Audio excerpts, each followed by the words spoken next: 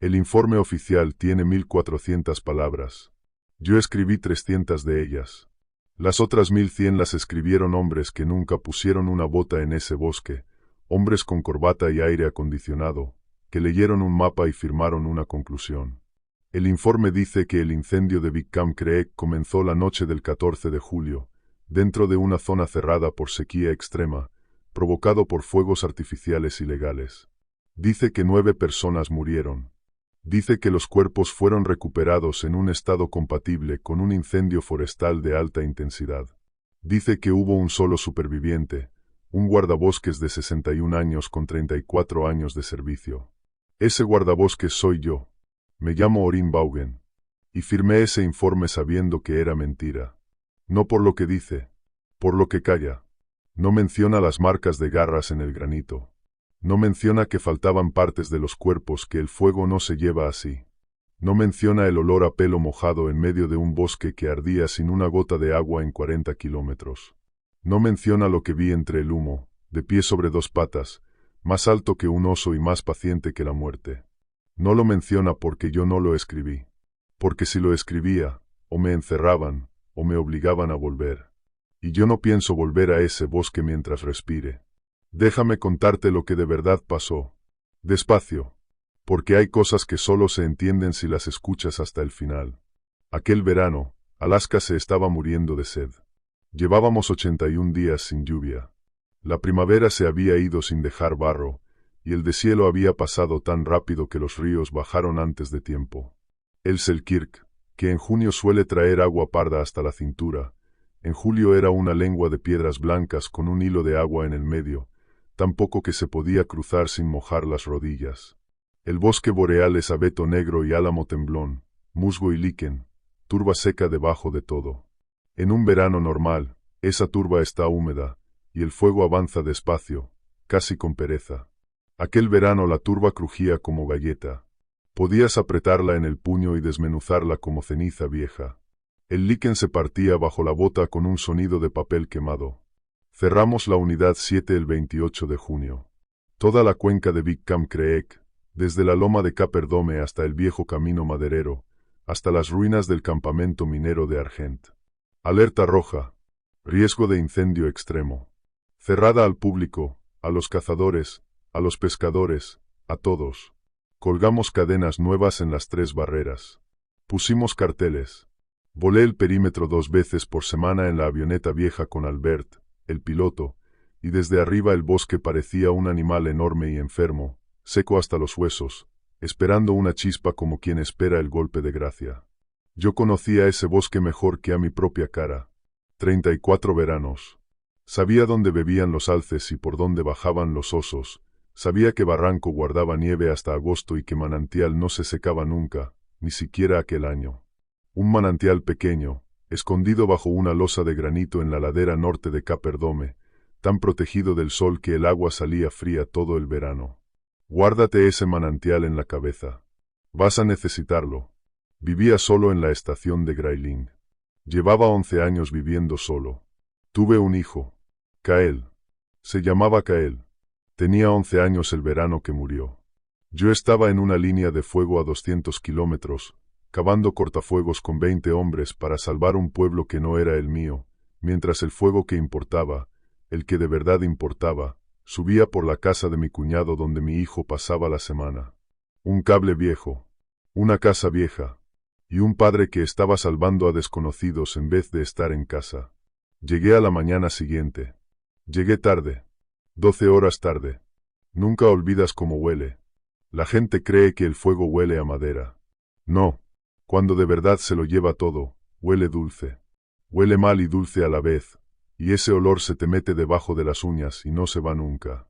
Mi mujer no me perdonó. Yo tampoco me perdoné. Ella se marchó al año siguiente, y no la culpo. Un hombre que llega 12 horas tarde a lo único que importa no merece que nadie se quede. Te cuento esto ahora, al principio, porque tienes que entenderlo para entender lo que hice después. Para entender por qué, cuando lo vi de pie entre el humo con las manos vacías y las crías muertas, no corrí. Porque lo reconocí. Llegaron el 14 de julio, poco después del mediodía.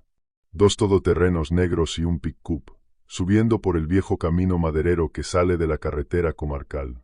Los oí antes de verlos, porque en un bosque cerrado el silencio se te acostumbra al oído, y el ruido de motores donde no debería haberlos es como una bofetada. Bajé desde el mirador en el quad y llegué a la primera barrera justo cuando el pick-up terminaba de cortar la cadena con una amoladora. Chispas anaranjadas cayendo sobre el líquen seco. Yo hubiera querido gritarles solo por eso, por las chispas. Eran 9. Los conté enseguida, porque contar es lo primero que aprende un guardabosques. El que mandaba se bajó del primer todoterreno como si el bosque fuera suyo. Beckett Rourke. Lo reconocí por las noticias antes de que dijera su nombre. Petróleo, inmobiliarias, 1000 demandas y ni un solo día de cárcel. 60 años, bronceado de sala de rayos, un reloj que valía más que mi camioneta. Sonreía como sonríen los hombres que nunca han oído la palabra no 2 veces seguidas. Guardabosques, dijo, leyéndome el nombre en el pecho. Vaughan. Bien. Justo el hombre que quería ver. Esta zona está cerrada, dije. Alerta roja. Sequía extrema. Tienen que dar la vuelta ahora mismo. Detrás de él fueron bajando los demás, y los fui leyendo uno a uno mientras bajaban, porque cuando llevas media vida sola en el bosque aprendes a leer a la gente rápido, y aquellos se dejaban leer como carteles. Estaba la mujer del traje de safari caro que no había pisado nunca un bosque de verdad, Delia Bass. Habló antes de que yo terminara, y por cómo habló supe lo que era. Una operadora política, de las que consiguen permisos y entierran expedientes. Me dijo el nombre de un senador como quien enseña una placa, y me dijo que este viaje tenía respaldo, y que yo debía ser razonable.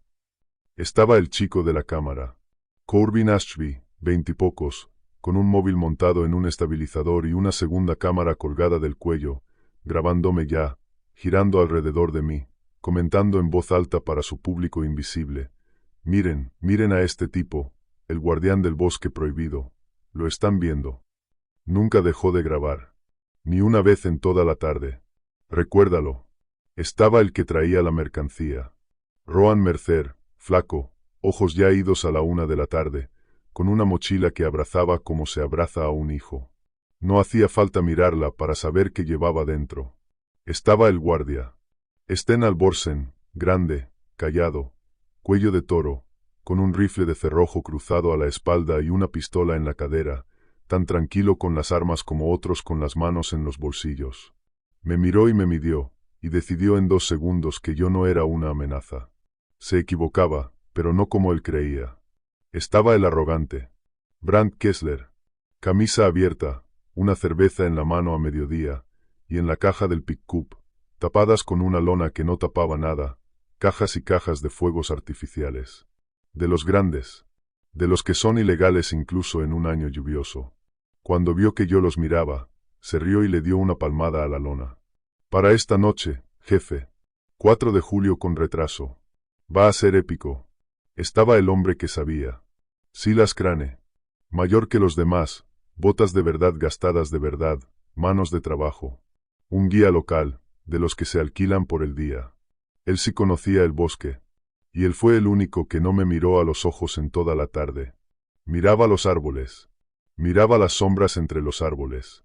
Como quien escucha algo que los demás no oyen. Cuando pasé cerca de él, le dije en voz baja, «Tú sabes que esto está mal». Y él, sin mirarme, murmuró, «Sé más de lo que a usted le gustaría, guardabosques». Y no dijo más. Estaba el que se rompería. Daniel Whitaker. Un contable, un abogado, algo así, el tipo de hombre que va a esos viajes porque su jefe va, riéndose de chistes que no le hacen gracia, incómodo en su propia ropa cara. Me miró como pidiendo perdón sin atreverse a decir nada. Y estaba la chica, Aster Lund, 19, 20 años como mucho. Sobrina de alguien, ayudante de alguien, la habían traído para servir bebidas y cargar cosas y estar guapa en las fotos. Se quedó atrás, junto al pick-up, con los brazos cruzados, incómoda, mirando el humo lejano de un incendio pequeño que ardía a 50 kilómetros al oeste, el único punto rojo en un cielo blanco de calor. Cuando Brandt le dio una palmada a la lona de los fuegos artificiales y se rió, Ella no se rió. Frunció el ceño. Dijo, muy bajito, tan bajito que casi solo yo la oí. Con esta sequía no deberíamos. Nadie le hizo caso. Yo sí. Yo me acordé de esa frase toda la noche. Les hablé durante 20 minutos. Les expliqué la turba seca, los 81 días, el índice de riesgo, la velocidad a la que corre el fuego cuando el viento sopla del sur por la tarde, como soplaba entonces. Les dije que si se encendía algo allí dentro, no habría camión, ni avioneta, ni manguera que llegara a tiempo. Que estarían solos con el fuego. Beckett me escuchó con esa sonrisa. Cuando terminé, sacó la cartera. ¿Cuánto? Dijo. Todos tenemos un número, Vaughan. Dígame el suyo y me ahorra el discurso. Le dije que no había número. Entonces Delia dio un paso al frente y me habló bajito, con voz de terciopelo, y me dijo que sabía cuánto cobra un guardabosques, y que sabía cuántos años me quedaban para la pensión, y que sería una lástima que un malentendido en mi hoja de servicio me la complicara justo ahora. Que un guardabosques testarudo puede quedarse sin trabajo, sin casa, sin nada, con una sola llamada de las personas adecuadas. Y ellos, dijo, eran las personas adecuadas. Sten se movió. No amenazó. Solo se movió, para que yo notara el peso del rifle a su espalda. 9 contra 1, en un bosque cerrado, a 30 kilómetros de la radio más cercana. Yo tenía 61 años y una escopeta en el quad y 34 veranos de saber cuándo no se puede ganar una pelea. Así que hice lo único inteligente. Me subí al quad. Dije, muy claro, para que la cámara de Corbin lo grabara y quedara registrado. Están entrando ilegalmente en una zona cerrada por peligro extremo de incendio. Voy a la estación a llamar a la policía estatal. Si son listos, se habrán ido cuando yo vuelva. Y me fui. Los oí reírse a mi espalda. Oí a Corbin narrar mi retirada para sus seguidores. Oí a Brandt gritar algo sobre el guardián derrotado. No me fui derrotado. Me fui a buscar ayuda. Tardé 2 horas y media en llegar a la estación por los caminos rotos. La línea estaba caída por el calor, cosa que pasaba. La radio me conectó con el cuartel a la tercera vez. Me tomaron los datos. Me dijeron que mandarían una unidad en cuanto hubiera disponibilidad, que era temporada alta, que estaban desbordados. Colgué. Miré por la ventana hacia el sur. Estaba anocheciendo. Y en el sur, sobre Big Camp Creek, el cielo empezaba a ponerse naranja. No era el atardecer. Salí en el quad con la escopeta, un botiquín, 2 garrafas de agua y una radio de mano. Salí sabiendo que llegaba tarde, porque yo siempre llego tarde, esa es mi maldición, pero salí igual, porque un guardabosques va hacia el fuego aunque el fuego se ría de él. El primer estruendo lo oí a 10 kilómetros. Un fuego artificial de los grandes reventando en el cielo, verde y dorado, precioso, obsceno sobre un bosque seco. Luego otro. Luego una serie entera, cracks y silbidos, mientras yo aceleraba por el camino maderero con el corazón en la garganta. Y luego, entre estallido y estallido, oí el otro sonido. El que de verdad importaba. Un rugido bajo, largo, continuo. El sonido de un bosque encendiéndose. Cuando llegué a la última loma antes del campamento, el fuego ya había pasado de ser un accidente a ser un ser vivo. Había empezado, lo supe después por lo que quedaba, cuando una carcasa de fuego artificial cayó todavía ardiendo sobre la turba seca al borde del claro. Con la turba de aquel año, no hizo falta más. Prendió por debajo, invisible, y corrió bajo tierra como corre bajo tierra el fuego de turba, y salió a la superficie 10 metros más allá, en un matorral de abeto negro cargado de resina, y de ahí subió a las copas. Un incendio de copas en abeto negro seco no camina. Vuela. Salta de árbol en árbol más rápido de lo que corre un hombre. Lanza pavesas cientos de metros por delante, y cada pavesa enciende un fuego nuevo, y los fuegos nuevos se juntan, y el conjunto empieza a crear su propio viento, un viento que lo alimenta y lo acelera, un motor de calor que se retroalimenta hasta que ruge como un tren. Eso era lo que yo tenía delante. El campamento estaba a un lado de una pared de fuego de 20 metros de alto que avanzaba hacia el noreste, hacia la ladera de Caperdome, empujada por el viento del sur. Y allí, entre el humo, corrían. Los vi como sombras contra el naranja. Gritando. algunos hacia los coches, que ya no servían de nada porque el fuego había cruzado el camino maderero por detrás de ellos y les había cortado la única salida fácil. La ruta hacia la carretera estaba cerrada por una pared de llamas. Solo quedaba una salida. Hacia arriba y hacia el norte, por la ladera, hacia el río Selkirk, cruzarlo por el vado bajo, y desde el otro lado bajar por el viejo camino minero hasta las ruinas de Argent, donde había pista suficiente para que me alcanzara ayuda.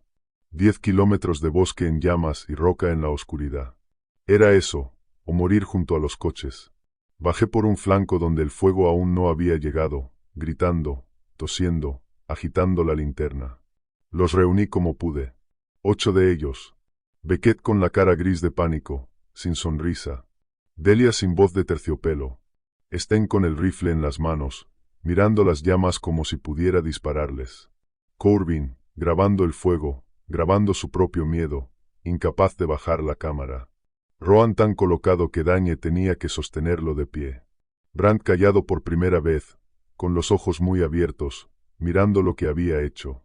Silas, extrañamente tranquilo, mirando no el fuego, sino el bosque oscuro a nuestra espalda. Y Aster, tosiendo, pero de pie, mirándome a mí y no al fuego, como si yo fuera lo único sólido en el mundo. 8. Faltaba uno. Falta Kessler. Grité, y entonces vi a Brandt, sí, o sea que faltaba otro. Volví a contar entre el humo. Faltaba el guardia, no. Estaban todos menos, conté mal por el pánico. 8 conmigo, 9 con Kessler que apareció corriendo desde los coches con una caja de cervezas absurda en las manos. 9. Estaban los 9. Suelta eso, le grité a Brandt. Suelten todo lo que no puedan cargar corriendo. El agua sí, la comida no, todo lo pesado fuera. Mis coches, balbuceó Beckett. Todo mí. Sus coches están muertos. Ustedes todavía no. Muévanse. Y los moví. Los subí por la ladera, en fila, tosiendo, tropezando, con el fuego rugiendo a nuestra espalda y el cielo entero color sangre.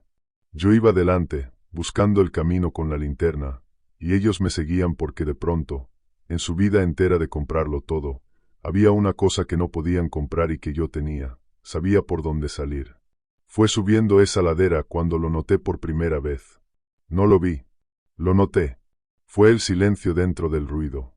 El fuego rugía detrás, sí, pero delante, en el bosque hacia el que subíamos, había un silencio que no era natural. Ningún pájaro, ningún crujido de animal huyendo, y en un incendio todo huye, ciervos, liebres, zorros, todo baja de la montaña en estampida. No había nada, como si algo hubiera pasado por delante de nosotros y hubiera vaciado el bosque de todo lo demás. Y luego el olor.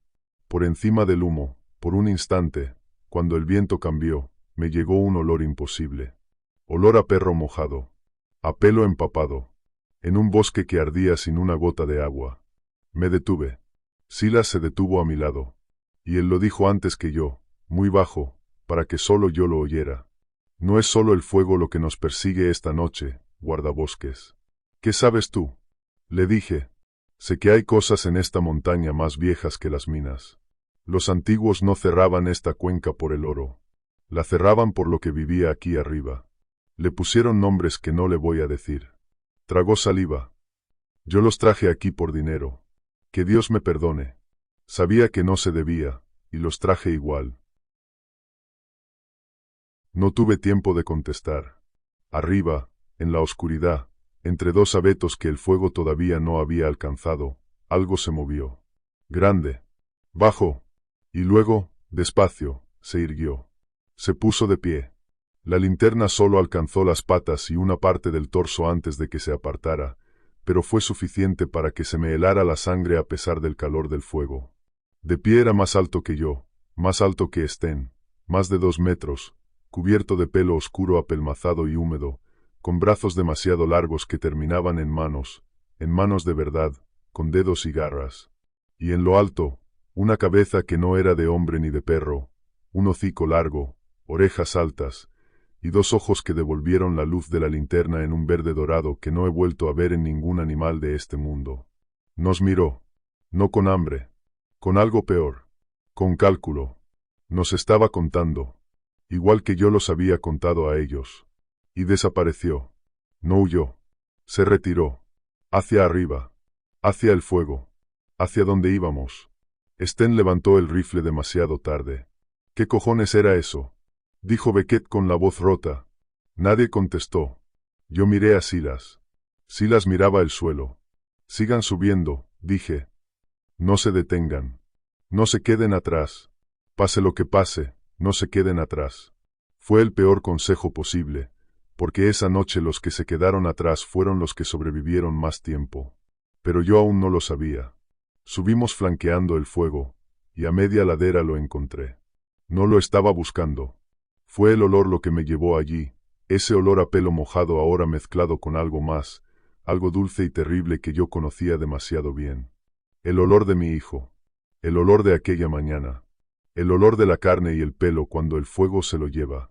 Bajo un saliente de granito, en la ladera norte, había una hendidura protegida, una especie de cueva baja tapada por un matorral que el fuego, por un capricho del viento, aún no había alcanzado del todo. La entrada estaba chamuscada. Y dentro, con la linterna, vi lo que ninguna criatura debería tener que ver 2 veces en su vida, y yo lo estaba viendo por segunda vez. 3 cachorros, 3 crías, más pequeñas que un perro pastor, acurrucadas juntas en el fondo de la guarida, donde el aire se había vuelto humo y el humo las había matado antes de que el fuego llegara siquiera a tocarlas. Estaban intactas. No las mató el fuego. Las mató el aire envenenado del incendio que subía por la ladera, que se coló en su escondite y las ahogó mientras dormían pegadas la una a la otra, en el lugar que su padre creía el más seguro de toda la montaña. Y entonces vi el resto, y entendí. La roca de la entrada estaba mojada. Mojada. En medio de la sequía más brutal en un siglo, la piedra estaba empapada. Había huellas. Huellas enormes de garras, ida y vuelta, docenas de veces, marcadas en el barro que se había formado con el agua que él traía. Porque eso había hecho. Lo reconstruí allí mismo, arrodillado, llorando sin darme cuenta de que lloraba. Había ido al manantial. Al único manantial que quedaba con agua en toda la cuenca, el de la losa de granito, el que yo tenía guardado en la cabeza. Se había metido en el agua fría y había empapado su propio pelaje, todo el cuerpo, hasta calarse los huesos.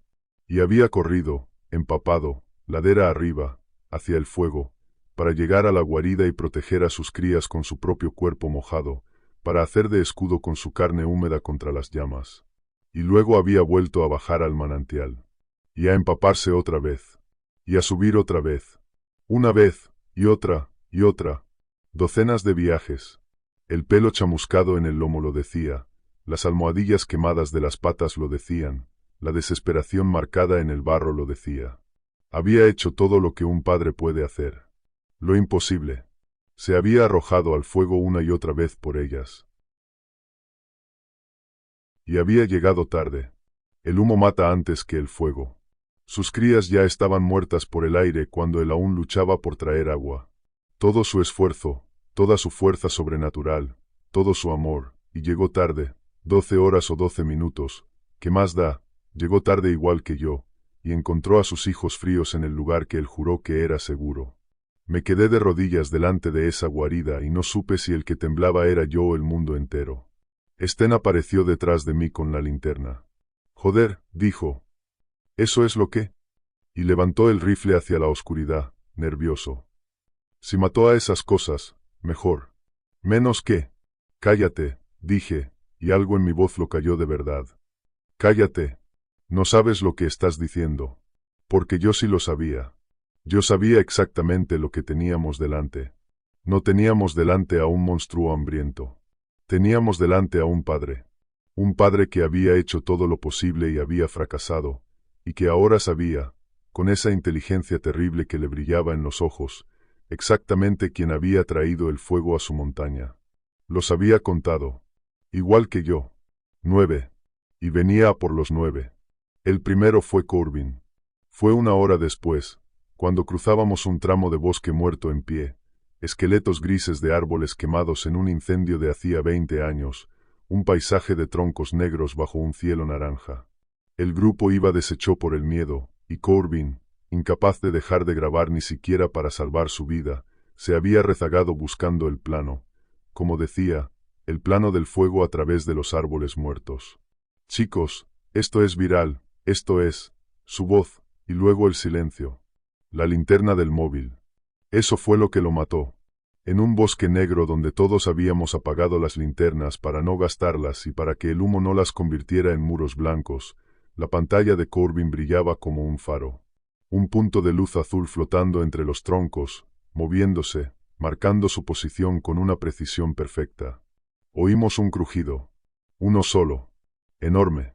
A la derecha, fuera del alcance de cualquier linterna. Y luego a Corbin gritar, no un grito de dolor primero, sino de sorpresa, de ¿qué es eso? El grito de quien todavía cree que puede grabarlo. Corrí hacia la luz azul. Todos corrimos. La luz se movió muy rápido hacia arriba, 3 metros del suelo, imposible, y luego cayó.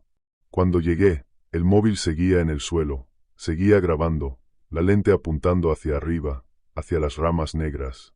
Y de Corbin solo quedaba lo que quedaba, y la cámara del cuello había seguido grabando también, y en los últimos segundos de esa grabación, que yo vi después una sola vez antes de destruirla, se ve la cara de la criatura acercándose a la lente, ocupándola entera, mirando el objetivo con esos ojos dorados como preguntándole a la cámara, ¿es esto lo que querías ver? ¿Me querías grabar? Mírame bien, entonces. El chico que convirtió el mundo entero en algo para mirar a través de una pantalla murió mirándolo a través de una pantalla. Y su última imagen, la que quería, el plano perfecto, fue la cara de su propia muerte. Aster vomitó. Dañe se puso a llorar. Beckett gritaba que corriéramos todos. No corran separados, dije. La luz. Suelten la luz. Nos localiza por la luz y por el ruido. Juntos y en silencio. Nadie me escuchó del todo. El pánico ya era el que mandaba.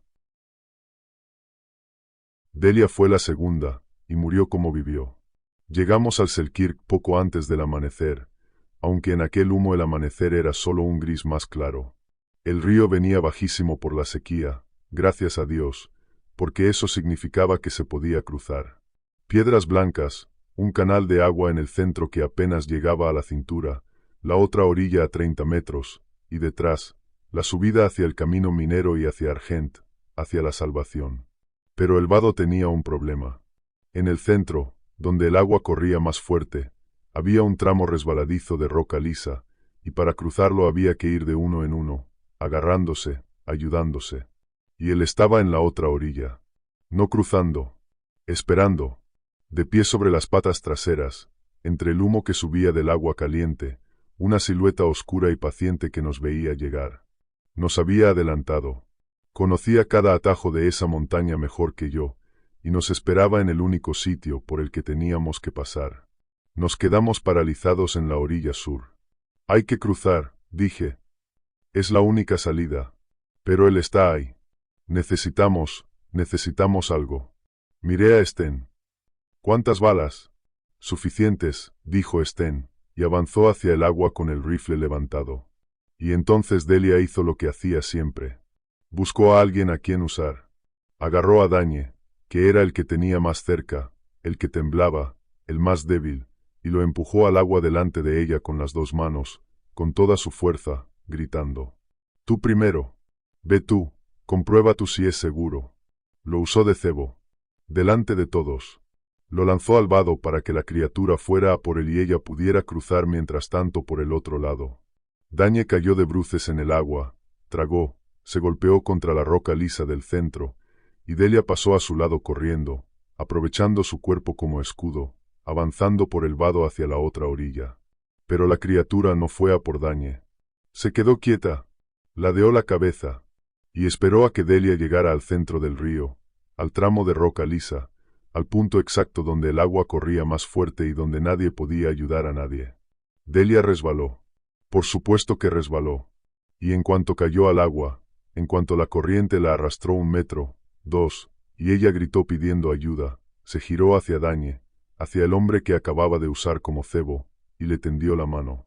«Ayúdame, Dañe, ayúdame, por favor». Y Dañe, en la orilla, empapado, temblando, la miró. La miró un segundo largo. Y no se movió. No la salvó. Nadie la salvó. La misma traición que ella acababa de hacerle a él, se la devolvió el río en forma de manos que no se tendieron. La corriente la llevó hacia el remanso profundo bajo la orilla norte, justo bajo las patas de la criatura, y allí, en el agua, donde nosotros no podíamos hacer nada, la cosa se agachó, metió los dos brazos largos, y la hundió. Sin prisa.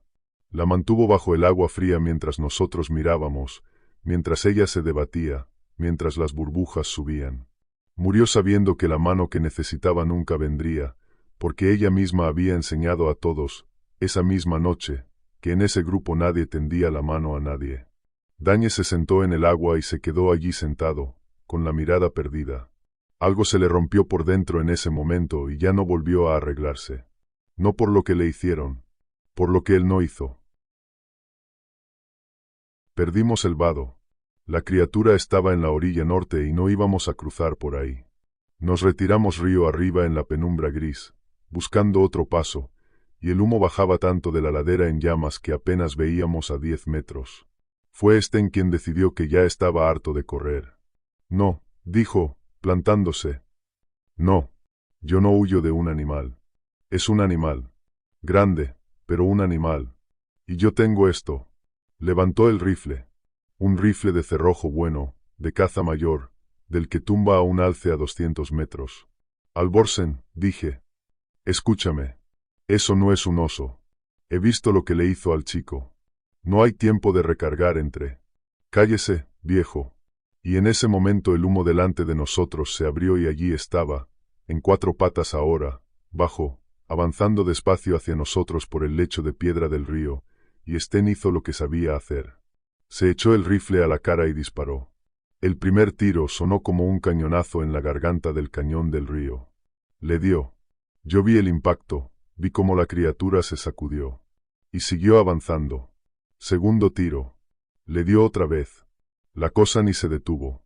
Sten accionó el cerrojo, disparó, cerrojo, disparó, cerrojo, disparó, 5 tiros, 6, vaciando el cargador con manos que empezaban a temblar, y cada bala encontraba pelo y músculo y hueso y la criatura seguía viniendo, no más rápido, no más lento, con esa paciencia horrible, como si las balas fueran lluvia, como si estuviera dejando que Sten disparara, dándole tiempo, permitiéndole descubrir por sí mismo la verdad. Que el arma no servía. Que la cosa en la que había basado toda su vida, todo su valor, toda su identidad, el metal y la pólvora, no significaba nada allí. Que había traído un rifle a una montaña que había cerrado balas y hombres y minas enteras dentro de sí misma durante siglos. Sten llegó al cargador vacío. El percutor cayó en seco. Clic. Y en el silencio después de ese clic, con el eco de los disparos todavía muriendo en las paredes de roca, se miraron. El guardia y la criatura, a 3 metros. Sten miró el rifle inútil en sus manos, ese pedazo de metal caliente y vacío, y por primera vez en su vida entendió lo pequeño que era. La cosa se irguió. Le arrancó el rifle de las manos con un manotazo, lo dobló como se dobla una rama verde, y lo dejó caer. Y luego hizo con Sten lo que Sten había venido a hacer con ella. Sin arma.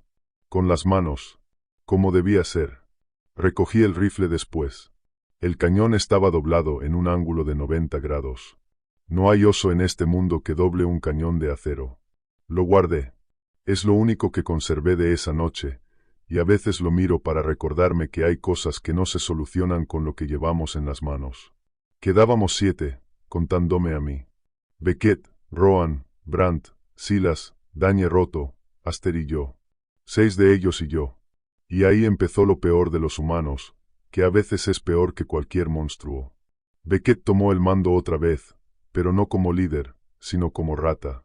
Nos hizo subir por un barranco lateral hacia las ruinas de Argent, el viejo campamento minero, un laberinto de galerías, montones de escombrera, cabañas hundidas y maquinaria oxidada, todo eso bajo un cielo que ahora, con el amanecer real filtrándose por el humo, era del color del cobre viejo. Ahí dentro nos podemos esconder, jadeó. Las minas, las galerías. Esa cosa no puede entrar en un túnel estrecho. O nos podemos quedar atrapados en un túnel estrecho, dije yo. Argent está lleno de galerías sin salida. Si nos mete ahí, nos coge de uno en uno. Usted no manda, escupió Beckett. Usted nos metió en esto. Usted y su bosque. Fue absurdo, fue injusto, pero el miedo no razona. Y Rohan, que llevaba toda la noche cabalgando entre subidones y bajones, colocándose otra vez cada vez que el pánico apretaba, para no sentir, para no estar, eligió ese momento para desaparecer. Nadie lo vio irse. Cuando llegamos a la primera cabaña de Argent y nos apiñamos dentro, Rohan ya no estaba. Se había quedado atrás, en algún punto del ascenso, sentado en una roca, tan lejos de su propio cuerpo por lo que se había metido que probablemente ni siquiera tenía miedo. Probablemente pensaba que todo aquello era un mal viaje. Probablemente vio venir a la criatura entre el humo y la confundió con una sombra amable, con una alucinación más, y le sonrió. Lo encontré yo, después.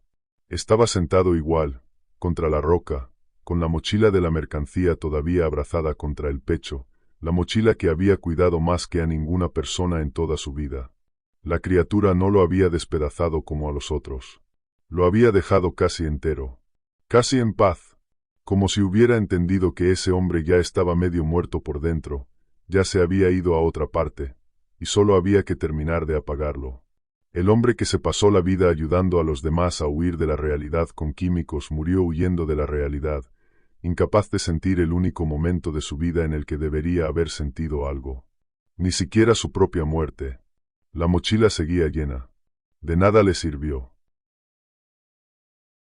Dentro de las ruinas de Argent, en la cabaña del capataz, con las paredes de troncos y el techo medio hundido, nos quedamos los 5.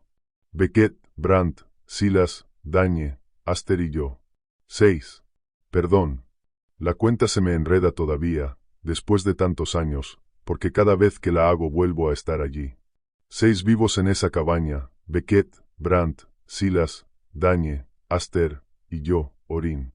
Fuera, el fuego había alcanzado la escombrera y ardía en un semicírculo alrededor del campamento, cortándonos la retirada, empujándonos hacia las galerías. Y en algún lugar entre el fuego y nosotros, esperaba él. Brandt no aguantó el encierro. Brandt, que había encendido los fuegos artificiales, que había prendido todo aquello, empezó a reírse. Una risa fea, aguda, de hombre que se está rompiendo. Es una broma, decía. Es una puta broma que nos han montado. Roar, ¿qué? ¿La has montado tú? ¿Es un actor con un disfraz? Es un disfraz. Voy a salir y le voy a quitar el disfraz. Kessler, no salgas, dije. Que te den, viejo. Y salió. Salió a la luz cobriza del amanecer humeante, gritando, riéndose, retando a la criatura a que apareciera, y la criatura le concedió su deseo. No lo mató enseguida. Esto es lo que tienes que entender de esa cosa, lo que la hacía tan aterradora.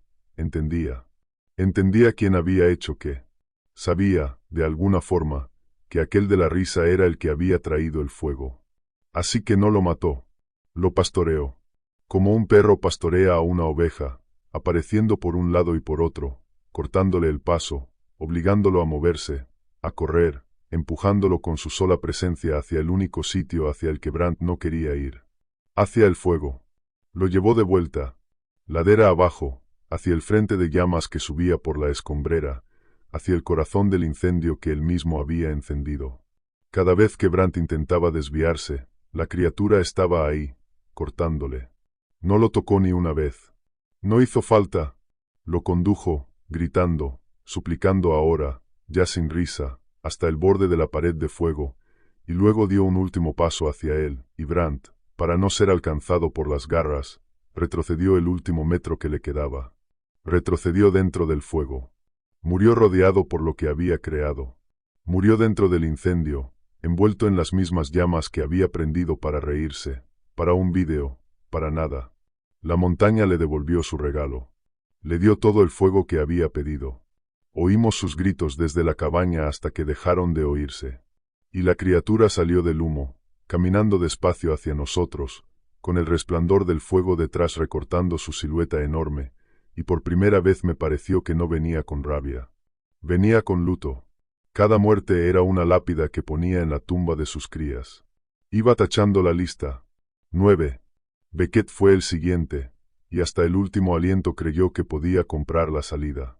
Cuando la criatura entró en el semicírculo de luz que rodeaba la cabaña, Beckett hizo lo único que sabía hacer en la vida: negociar. Se puso de pie, temblando, con las manos abiertas, y empezó a hablarle. A hablarle a la criatura, como le había hablado a 1000 concejales y a 1000 jueces. Escucha, escúchame. Yo puedo arreglar esto. ¿Es tu bosque? Puedo protegerlo. Tengo dinero, tengo poder, puedo hacer que declaren toda esta cuenca reserva protegida. Para siempre, nadie volverá a poner un pie aquí, te lo juro. Puedo hacerlo. Una llamada y está hecho, solo tienes que. Dio un paso hacia la puerta, con las manos abiertas, ofreciendo el mundo entero como había ofrecido siempre el mundo entero, seguro, absolutamente seguro, de que todo, tiene un precio. Dime tu número, dijo, y se rió, medio histérico, con lágrimas cayéndole por la cara gris. Todos tenemos un número. Dime el tuyo. La criatura se detuvo delante de él. Ladeó la cabeza, y por un segundo horrible, pareció escuchar. Pareció considerar la oferta. Los ojos dorados fijos en el hombre que ofrecía el mundo. Y luego alzó una de sus manos enormes, despacio, casi con curiosidad, y le tocó la cara. Casi con delicadeza. Como quien examina algo que no comprende. Como preguntándole, ¿qué me estás ofreciendo? ¿Qué precio le pones a 3 crías muertas? ¿Cuánto vale el aire que ya no respiran? Beckett debió de entenderlo en ese instante. Debió de entender, por primera y última vez en toda su vida, que había una cosa en el universo que no tenía número, que no se compraba, que no se negociaba, que no cedía ante el dinero ni el poder ni el miedo. Se lo vi en la cara. Se le apagó algo detrás de los ojos. La comprensión más aterradora de todas para un hombre como él, que su moneda no valía nada aquí. Y entonces la criatura cerró la mano. Murió comprendiendo, que es la peor forma de morir para un hombre que se pasó la vida sin comprender nada. Quedábamos 3. Silas, Dañe, Aster y yo. 4. Salimos de la cabaña por detrás, mientras la criatura terminaba con Beckett, y nos metimos en la boca de la galería principal de la mina, la única que yo sabía que tenía una segunda salida, una chimenea de ventilación que subía a la ladera este, por encima del frente del fuego. Era una posibilidad. La única. Íbamos en fila por el túnel negro, con mi linterna casi agotada, el agua goteando de la roca, el aire frío y muerto de la mina, y a nuestra espalda el resplandor de la boca del túnel cada vez más lejos. Dañe iba delante de mí. Y Dañe, roto del todo, empezó a hablar en la oscuridad. A confesar. Le salía todo a borbotones, como sale el agua de una presa rota. Yo lo sabía, decía. Yo sabía lo de los fuegos, yo vi la sequía, vi los carteles, yo pude decir que no y no dije nada, nunca digo nada. Me quedé callado como me quedé callado cuando Delia me tiró al agua, como me quedé callado cuando ella pedía ayuda. No le di la mano, no le di la mano, podría habérsela dado y no. Dañe, dije. Ahora no. Sí, ahora, porque no va a haber después. Yo dejé que se ahogara. Podía haberla salvado y no lo hice, y ella me había tirado a mí, pero yo podría haber sido mejor que ella y no lo fui. Fui igual que todos ellos. Y en la oscuridad de la galería, delante de nosotros, 2 ojos dorados se encendieron. Nos había esperado dentro.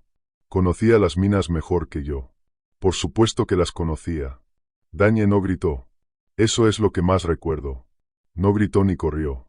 Después de una noche entera de terror, en el momento final, algo en él se rindió, o se liberó. Se quedó quieto en el túnel, entre la criatura y nosotros, y extendió los brazos, tapando a Aster con su cuerpo, y dijo, con una voz que por primera vez en toda la noche no temblaba. A ellos no. Yo me quedé callado toda mi vida. Esto sí lo digo. A ellos no. El hombre que se derrumbó moralmente en el vado, que no tendió la mano, encontró en el último segundo la mano que no había tenido el valor de tender. No sé si eso lo redimió. No sé si esas cosas redimen. Pero se quedó allí, en la oscuridad, entre la criatura y una chica de 19 años, y no se movió, y compró con su cuerpo los 30 segundos que Aster y yo necesitábamos para llegar a la chimenea de ventilación. Empujé a Aster hacia arriba, hacia la grieta vertical por la que se filtraba una luz gris, y detrás de nosotros oí lo que le costó a Dañe esos 30 segundos, y no te lo voy a describir, porque hay deudas que no se cuentan, solo se pagan y se recuerdan. Silas no vino con nosotros a la chimenea. Silas se quedó. Lo entendí solo cuando ya estaba subiendo. El viejo guía se había quedado atrás, en la boca de la galería, y cuando me giré para buscarlo con la linterna, lo vi de rodillas en el suelo de piedra, delante de la criatura que venía por el túnel, con las manos abiertas, y estaba hablando. No suplicando, hablando, en una lengua que yo no conocía, palabras viejas, guturales, un canto o un rezo, dichos con los ojos cerrados y la cabeza inclinada. Él sabía. Lo había dicho desde el principio. Sabía lo que vivía en esa montaña, conocía los nombres que no me quiso decir, conocía las viejas formas de hablarle. Los antiguos que cerraron esa cuenca no lo hicieron por el oro.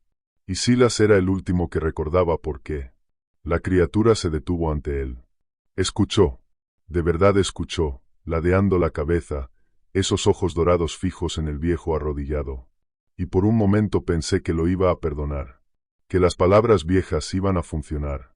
Que la única forma de negociar con esa montaña, la que Beckett nunca encontraría ni con todo su dinero, era esa: el respeto, el conocimiento, el reconocimiento de lo que había allí desde antes que nosotros. Pero no lo perdonó. Porque Silas también sabía. Silas sabía mejor que nadie lo que iba a pasar. Sabía que no se debía entrar, sabía lo que vivía allí arriba, sabía lo de la sequía y lo de los fuegos, y aún así los guió hasta allí. Por dinero. Su conocimiento, lo que lo hacía capaz de hablarle a la criatura en su vieja lengua, era exactamente lo que lo hacía más culpable que ninguno. Beckett era ignorante. Brandt era estúpido. Silas sabía. Y la traición del que sabe pesa más que la del que no. La criatura le puso una mano en la cabeza inclinada, casi como una bendición. Y luego, sin rabia, casi con pena, hizo lo que tenía que hacer. El único al que le concedió mirarlo a los ojos hasta el final. El único que no murió sorprendido. Silas cerró los ojos, terminó su rezo, y aceptó la cuenta que él mismo sabía que debía. 8. Iba por 8. Aster y yo salimos por la chimenea de ventilación a la ladera este, por encima del frente del fuego, a la luz gris y sucia de una mañana envenenada de humo. Estábamos vivos. Los dos. Yo, un viejo guardabosques, y una chica de 19 años que no había hecho nada, que había dicho con esta sequía no deberíamos y a la que nadie escuchó, que había cargado bebidas y sonreído en fotos para gente que la despreciaba, y que ahora se agarraba a mi brazo y lloraba y estaba viva. Estaba viva. Bajamos por la ladera este, alejándonos del fuego, hacia donde yo sabía que el viejo camino minero llegaba hasta una pista por la que, si conseguíamos llegar, podría venir ayuda.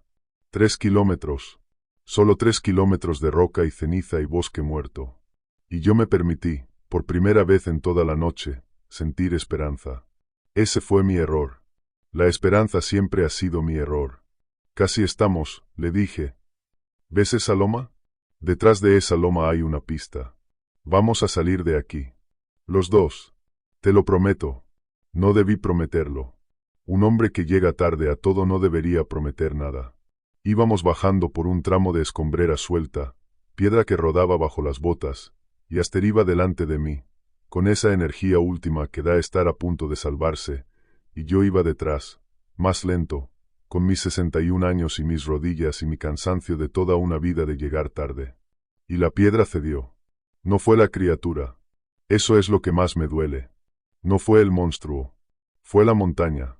Fue la escombrera suelta de una mina abandonada hace un siglo, una placa de piedra que se soltó bajo su peso, y Aster resbaló, cayó, rodó por la pendiente entre una avalancha de rocas, 20 metros, 30, hasta el fondo del barranco. Grité su nombre. Bajé como pude, cayéndome yo también, desollándome las manos, gritando su nombre, y cuando llegué al fondo ella estaba allí, entre las piedras, con la pierna doblada donde no debe doblarse una pierna, y una piedra grande, muy grande, sobre el pecho. Estaba viva. Todavía estaba viva. Intenté mover la piedra.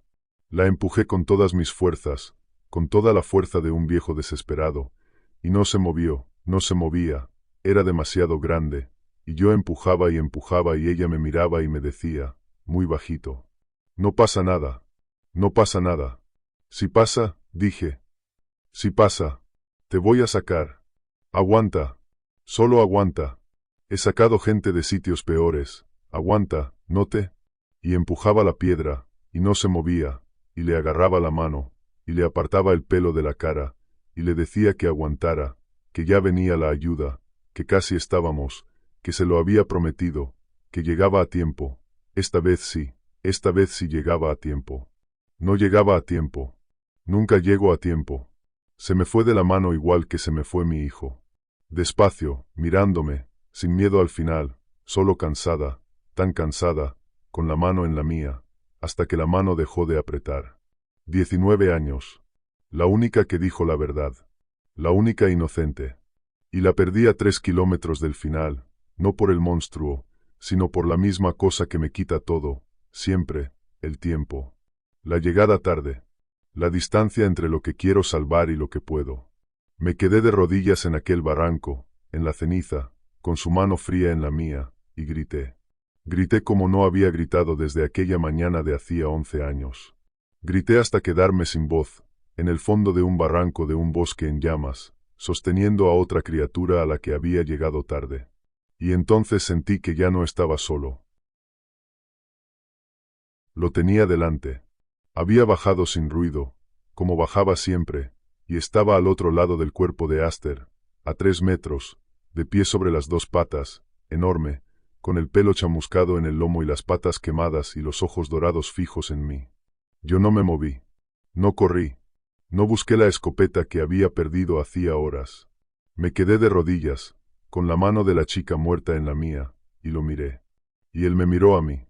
Y en ese momento, en ese único momento, 2 padres se reconocieron en el fondo de un barranco quemado. Él vio lo que yo sostenía. Vio a la cría muerta en mis brazos. Vio mis manos desolladas de intentar mover una piedra que no se movía.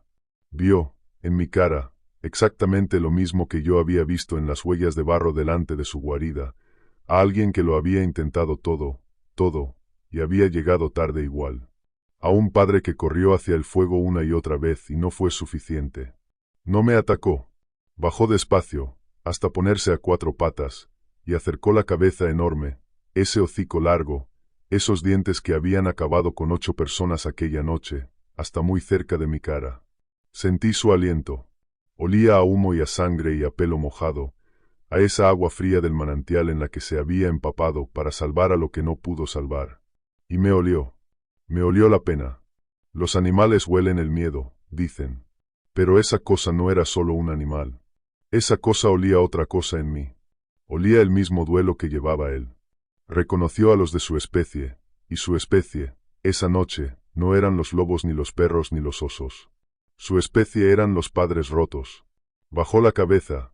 La bajó del todo, hasta casi tocar el cuerpo de Aster, y emitió un sonido que no he vuelto a oír y que no quiero volver a oír nunca, un sonido bajo y largo y hueco, un lamento, un aullido de duelo tan humano y tan animal a la vez que me partió por dentro más que todos los gritos de aquella noche juntos.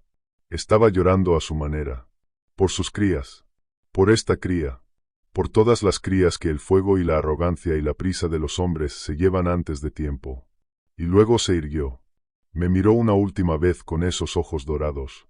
Y se dio la vuelta, y subió por la ladera, hacia el humo, hacia lo que quedaba de su montaña quemada, y desapareció. No me mató. Durante años pensé que me había perdonado, que había visto que yo intenté detenerlos, que intenté salvar incluso a los que no lo merecían, que ese era mi deber y lo cumplí. Que me perdonó por bueno. Tardé mucho en entenderlo. En entender la verdad, que es más triste. No me perdonó por bondad.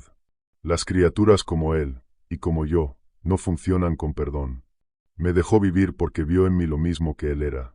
Otro padre que corrió hacia el fuego. Otro padre que llegó tarde. Otro padre condenado a seguir vivo cargando el peso de todo lo que no pudo salvar. No me perdonó la vida. Me condenó a ella. Me dejó con lo peor que le puede pasar a un padre roto, seguir respirando. Porque él lo sabía. Sabía que matarme habría sido un regalo. Y a mí no me quería regalar nada. Me quería exactamente donde estaba, vivo, entero, con una chica muerta en los brazos, para que cargara con ella el resto de mi vida como él cargaría con sus 3 crías el resto de la suya. Éramos iguales. Y a los iguales no se les mata. Se les deja vivir para que sepan lo que es. La ayuda llegó 4 horas después. Un helicóptero de extinción me vio agitando los brazos en la pista y bajó a recogerme. Les dije que había habido fuegos artificiales, que se había prendido todo, que intenté sacarlos y no pude, que el fuego se los llevó. No mentí. Solo callé.